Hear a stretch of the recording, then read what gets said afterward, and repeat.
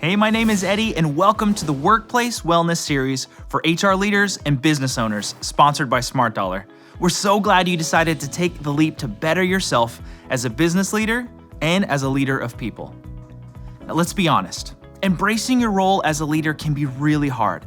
Not everyone is a natural-born leader, and that's okay.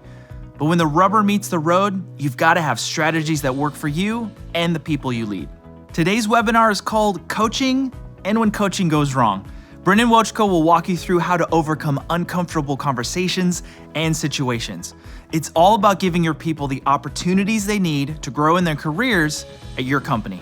And stick around after you hear from Brendan, because I'll be walking you through some reflection questions so you can quickly put what you learned into action. Enjoy.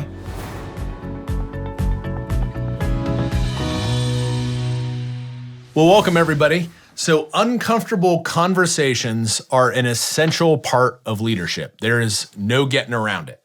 You may have heard me talk about in the past how to initiate an uncomfortable conversation, but the big question that a lot of people have is, all right, once you initiate the uncomfortable conversation, what actually happens next? Like, what happens when you let the cat out of the bag? So let's talk today about how to walk alongside someone and how to be a great coach, right? Like, once you have that uncomfortable conversation with somebody, how do you come up alongside them and coach them as a person and get rid of the unwelcome behavior?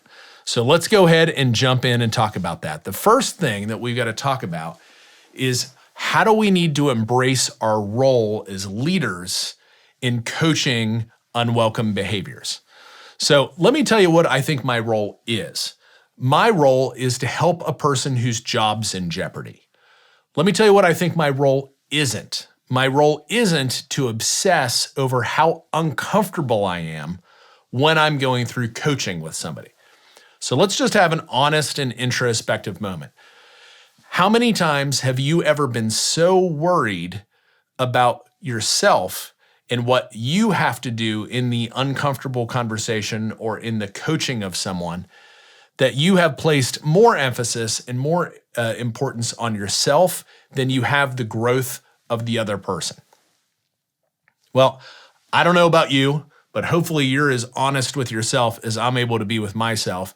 And I will tell you that it is not uncommon that when I know I have to face a coaching conversation with someone, that I get so spun up in my head that I end up caring more about like what I have to do, what it means to me, how difficult it's going to be for me, more so than the other person.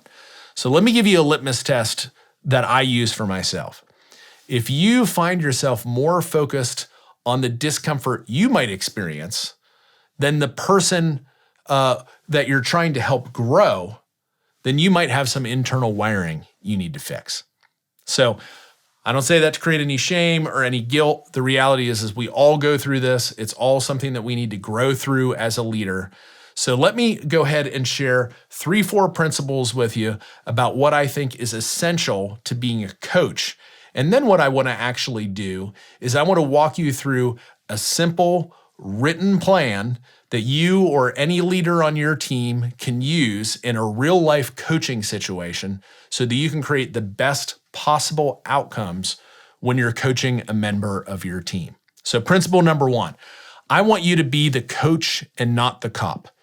Your most important job as a people leader is to be an advocate for a person's growth.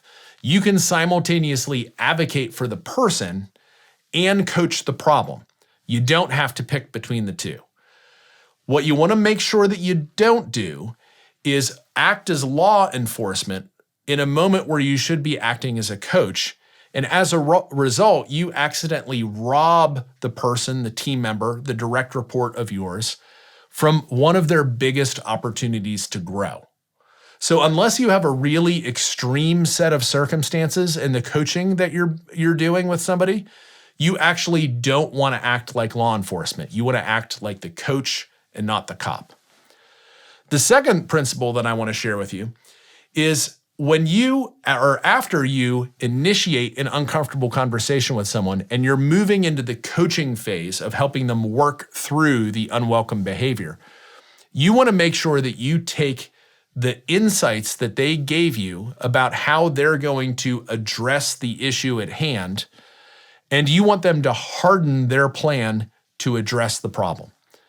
So when you've had an initial uncomfortable conversation with someone, one of the parts of that is you get the person, the direct report, to tell you, what do you think you're going to do about it? How do you think you're going to address this problem? And as you walk into coaching with those individual contributors, the thing that you've really got to do is you got to focus on helping them harden their plan, get revisions to that plan, help them take insights that they're getting from the people that they're having trouble with or from other leaders, and help them kind of bring all of that feedback together and modify and harden their plan to address the problem. The third principle that I want to share with you is you have to help a team member frame the consequence of inaction. You have to help them frame the consequence of inaction.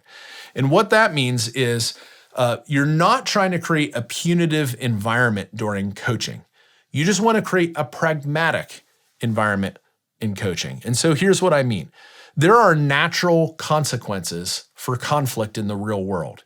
And what you want to do is you want to help team members understand those natural consequences. You either choose to engage in fixing the problems that are sitting in front of you, or you choose not to engage in the problems that are sitting in front of you. And if you choose not to engage, there are simply just natural consequences for those things. There are consequences for inaction. And a big part of your role of a leader in coaching is to help people get clear about what those consequences of inaction are.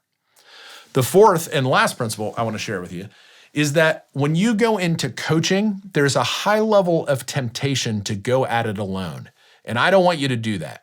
I want you to involve other leaders. I want you to gather the feedback of those leaders. And when you go into coaching sessions, I want you to come armed and enabled with not only just the feedback and the observations that you have as the person's leader, but also bring in feedback from other leaders along with you. So in order to do that, what you're going to have to do is you're going to have to do a little bit of pre-work, right? So I'm going to assume you've already had an uncomfortable conversation with somebody. You've initiated a first contact uncomfortable conversation with somebody.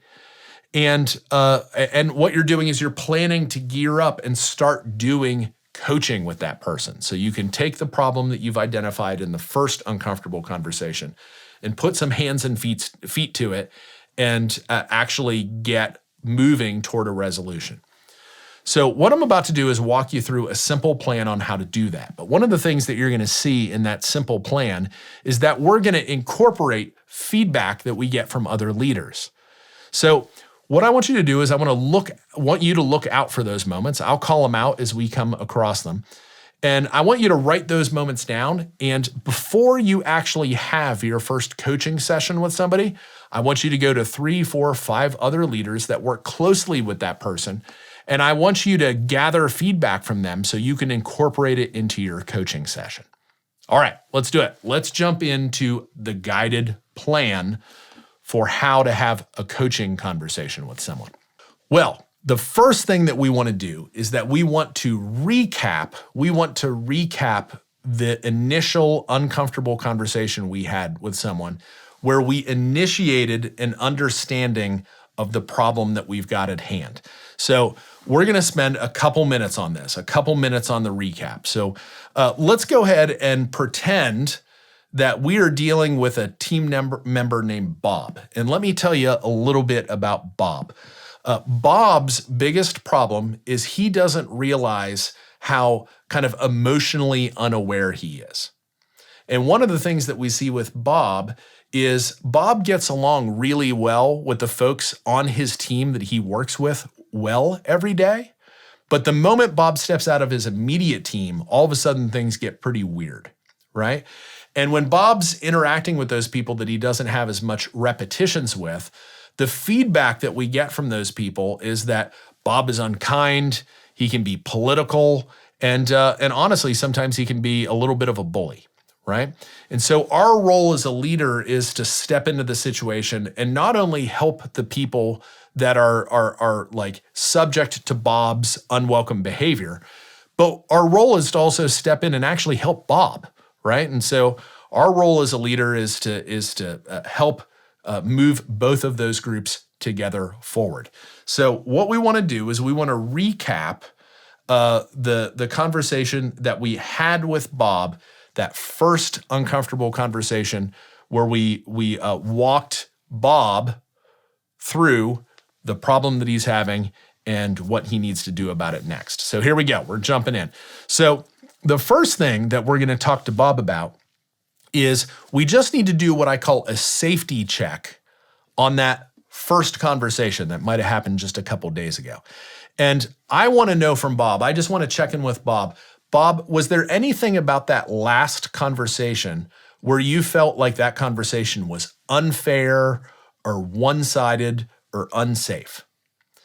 And the reason I'm asking Bob this is because it's impossible to get into a coaching pattern with Bob if Bob doesn't trust me, right? If he feels like that last conversation we had was one-sided, unfair, unsafe, he feels like the rug got pulled out from under him, he feels like he fell through a trap door, he feels like he got, slugged unexpectedly, we want to make sure that we surface that, figure that out, and address it head on right from go. So after we've confirmed that Bob feels like that last conversation was a fair conversation, that it went well, the thing that we want to do is we want to repeat back to Bob the same problem that we identified in that first uncomfortable conversation. And so what we're going to say to Bob is, Bob, I don't think you're aware that you're treating people on other teams like the enemy and you're choosing gossip over healthy conflict. We want to remind Bob whatever the problem was that we identified in that first contact uncomfortable conversation. The second thing that we want to do is, when we posed that problem to Bob in that first uncomfortable conversation, we want to make sure that we hold Bob accountable to the commitment he made, the action plan that he made during that first uncomfortable conversation. So Bob told us in that first uncomfortable conversation that he was going to send an email to a few people and he was going to ask them to prepare some honest feedback and he was going to get together with them and have them write it down, right? And so we're going to go ahead and remind Bob of that, right? We reminded of him of the problem. Now we're going to remind him of the action that he committed to. And we're going to say, so Bob, in the last conversation that we had, you committed to email Tom and Anna and you were going to ask them to prepare some honest feedback for you. And when they had some time to prepare that, you were going to get together with them, hear what they had to say, and you were going to write down what you learned from that conversation. And now that we've recapped the problem and we've recapped what his actions were, we just want to do what I call a check for understanding. We're going to say to Bob, so did you take action on that plan that you laid out? And hear what he has to say. And if Bob says, no, I didn't, we're going to remind him of some expectations that we set for him in the first conversation that we had. The expectations that we set for him were actually pretty simple. Simple to understand, maybe hard to do. The expectations that we set to him were twofold. First, I need you to apply the coaching that I give you. And second, I need you to share the urgency that I have for solving this problem. So if we check in with Bob and we say, so did you take action on your plan? And Bob says no, this is a great opportunity for us to make sure that expectation turns into accountability. So we're going to say to Bob, well, Bob, you got to define what your actions were going to be. And what you told me is you're going to reach out to those two folks by email. You're going to get together with them. You're going to take some notes. And it doesn't sound like you're doing that. So I really feel like the two criteria I gave you, which was, take action on the coaching that I give you and share my urgency for solving this problem, I don't feel like you're doing each one of those, right? So that's if Bob says no. We're going to create an accountability moment. But hopefully, and I think probably in 95% of the situations, Bob will have taken action. And so he'll say, yep, I did it. I emailed Tom and Anna. I got together with them. They gave me some great feedback. I wrote it down. He might share it with you. And then you can ask him a couple more follow-up questions like, how did it go? What did you learn, right? You can engage in a little bit of back and forth conversation with Bob to get a sense for what Bob is learning from his homework of reaching out and taking some action and talking with some other folks. All right, well, now that we've recapped our first conversation with Bob, now what we want to do in the conversation with Bob is we want to create a little bit of awareness. And what I mean by awareness is I want to get a sense for where Bob thinks he is in terms of progressing through successfully dealing with the problem that we've identified. And then what I want to do is I want to take his assessment and I want to compare it to my assessment and a handful of other leaders. So let's go ahead and jump into that. So I'm gonna say to Bob, what do you think is the progress that you've made? Like, what's your perception of where this issue stands right now? Do you feel like it's resolved? Do you feel like it's headed in the right direction? Do you feel like it's kind of unaddressed and you haven't done anything about it yet? Or do you feel like things are actually trending in the wrong direction? And Bob's going to give us an answer, and let's just pretend that Bob says, I don't think it's resolved, but I do think I'm doing the right things. I think it's headed in the right direction. Well, what I'm going to do in this moment is hopefully not catch Bob by surprise. But what I do want to say to Bob is, well, Bob, I appreciate your perspective. I'm glad that you feel like things are headed in the right direction. I want to let you know that before this meeting, I checked in with a handful of other leaders that you work closely with and directly with. I checked in with 4 of them, and I took my thoughts and combined it with their thoughts. And what I want to do is I want to share with you what our collective feedback is. So your feedback was that you felt like things were headed in the right direction. But when I pull in the feedback of those 5 folks, one of the 5 thought we were headed in the right direction, and 4 of those leaders actually thought that you really hadn't adequately addressed any of the issues that they're concerned about at all, right? They feel like the issue is unaddressed. And at this point, we want to get Bob talking again. We want to do another check for understanding. So I'm going to ask Bob, Bob, how do you feel like this? What do you feel about this feedback? Like, how does that hit you? He'll probably talk a little bit. And the second question is particularly important. The second question is there anything specifically working for or against you? And there's a reason I ask this, because sometimes team members can feel like the circumstances are stacked up against them, or they can feel like maybe a leader doesn't like them, or maybe this is like retaliation for something, right? And if Bob feels that way, we're never going to get any positive traction on coaching, right? And so this question is really designed to understand, like, does Bob feel like there's anything behind the mysterious curtain that is working against him in this process? And so hopefully, that bait doesn't catch any fish. Hopefully there's nothing there and Bob doesn't respond to that sort of thing. But if he does, it's an opportunity for you to talk about it a little bit. Third question I like to ask Bob is, do you feel equipped to actually solve this problem, right? And if he doesn't, we're going to talk about it. We're going to surface some really interesting things. And then the last conversation is, how heavily is this problem weighing on your mind that you're working on? And the reason why I ask that last question is because it's really going to help me understand definitively how much urgency Bob is applying to fixing the problem that we've put on his radar, right? All right, great. So we've done a little bit of a comparison in terms of what Bob's perspective is and what the group of leaders' perspective is. But what I want to do is I want to dive even deeper on that. I want to go deeper. So we will have talked with some of these leaders in advance and asked some questions. And I want to pose some other circumstances to Bob. And what I want to say to Bob is, well, Bob, I continued to talk with more of these leaders. I asked them a handful of more questions. I want to share those results with you. I asked those leaders to help me measure your participation in the change process. And what these leaders told me was, 2 of them said that they felt like you're curious about the problem, but you're not really taking action to change. And 3 leaders actually came back to me and said, they don't really sense that you're changing or there's any curiosity about change. 3 leaders are really feeling that you're actually defensive about the situation. The next item of feedback I got from some of the leaders was I wanted them to help me quantify what your level of urgency is right now. And so when I asked the 5 leaders, 2 of them told me that they felt like you had like a lukewarm level of urgency, and 3 of them said they felt like you didn't have any urgency at all. Next question I asked the leaders, the last question I asked those leaders is, help me understand where Bob's reputation sits right now.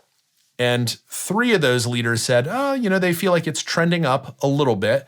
And 2 of those leaders said they felt like it was trending down.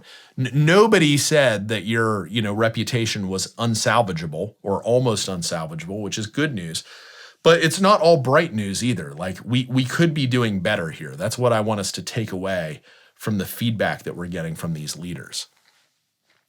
So once you've brought this feedback into the equation with Bob, he's obviously going to have some questions, right? And one of the things that people frequently bring up when I do workshops, face-to-face workshops on this topic, is they'll bring up, don't you think that Bob will be like caught by surprise that you went behind his back and got feedback from other leaders? And first of all, if Bob feels like you went behind his back, Bob's missing the point. Right? The thing that you need to help Bob understand is the way that he is behaving on a regular basis is causing people to form opinions about him. And what your job as his leader is to connect with those folks and let them know, hey, Bob is working on change. Can we all work together to help Bob be successful? And the only way that we know if Bob is successful is if we get all of those people to actually provide help and feedback and support in the process of Bob changing, right? And so if Bob has that kind of reaction where he feels like, the cards are stacked against him or it wasn't okay for you to reach out to other leaders, honestly, you got to reset Bob and help him understand that you don't need to get his permission to talk to other leaders, right? And that might be a little bit uncomfortable for Bob, but that's okay. That's just something that he's going to have to grapple with a little bit. All right, so at this point, I'm going to do another check for understanding. Remember, we just went over 3 additional items of feedback that we got from other leaders. And we're going to do a check for understanding, and we're just going to say, Bob, does any of this feedback that you got from the other leaders surprise you? And what do you think your next steps should be in order to address this, right? So we're putting things back on Bob for him to create clarity for us about what he's going to do next. It's really important that you write this down, right? What are Bob's next steps? Because when we come back to our next coaching conversation with Bob, we're going to want to address that. Now, there was one more thing that I want us to do before we communicate with Bob about what action he needs to take next. The thing that I want us to do is I want Bob to understand, where do I stand as his leader when it comes to his proactivity and his engagement in this coaching that we're doing? And so if you remember, the expectation that we set for Bob was that he does 2 things. 1, that he takes our coaching and applies it, and 2, that he shares our urgency. And so I want us to have a real clear moment in the conversation at this point where we share with him where we stand. And so I can say to Bob, based on the feedback that we're getting from other leaders, I'm not hearing that you're taking my coaching and applying it. If I had to score us, I'd score us a 1 out of 5 if 1 was bad and 5 was good. And when it comes to urgency, I'd probably score a 2 out of 5, right? Our level of urgency isn't anywhere near as high as it needs to be in order for us to really fix this problem. And what I need to hear from you is I'm really questioning whether you're serious enough about this process for it to be successful. So I need you to hear clearly from me, I'm not sure that you're treating this seriously enough where we're going to get a potentially positive outcome. And honestly, that worries me quite a bit. Whatever your assessment is of the situation of Bob at that point, you've got to do a good job at explaining it and making sure that he really emotionally connects with what's actually going on. All right, the last thing that we're gonna do is we're gonna talk about action. So what needs to happen next in order for us to keep on gaining forward momentum in coaching with Bob? So this is only gonna take a couple minutes. I'm gonna say, well, Bob, here's the thing. We're just starting to wrap up our first coaching session. Honestly, based on what we've learned in this first coaching session, I think we're going to end up having to do 2 or 3 more of these things, right? And I'm going to go ahead and facilitate them. Now, I also think it's really important that we even raise the urgency even higher around addressing some of these problems. So I really feel like it's important that we do our next coaching session before the end of next week, right? And I'm going to go ahead and wrap up this coaching session by doing another safety check. But I'm going to do it a little differently this time. I'm going to say, Bob, listen, I know these conversations are hard. When you go home and process this tonight and you wake up tomorrow morning, if you wake up feeling like this conversation was one-sided or unfair or unsafe, will you commit to me to show up at my office first thing tomorrow morning and talk with me about it? Because the last thing I want is for this these coaching scenarios that we're going through to somehow feel unstable or unfair to you, and ask Bob to make that commitment. So in the last segment, I talked with you about how to coach unwelcome behavior, but that kind of leaves the open question of what happens if coaching goes wrong, right? Ideally, coaching will go right. You'll give people insights, and you'll share with them, the path that they need to take forward, and they're going to take your coaching and apply it, and they're going to share your urgency around solving the problem, and everything's going to go great. But the reality is that things don't always go great. So what do I recommend in the event that things aren't going well? Well, there's really 2 things that I'd recommend. Now, most companies will jump directly from coaching to a performance plan. They'll just put somebody directly on a performance plan. But there's something that we actually do here at Ramsey that is a good bit different. And we found it to be a really great tool in helping raise the stakes and raise the level of urgency to really help a person get things back on track. And that's what we call an emotional firing. Now, man, I get it. That is a weird thing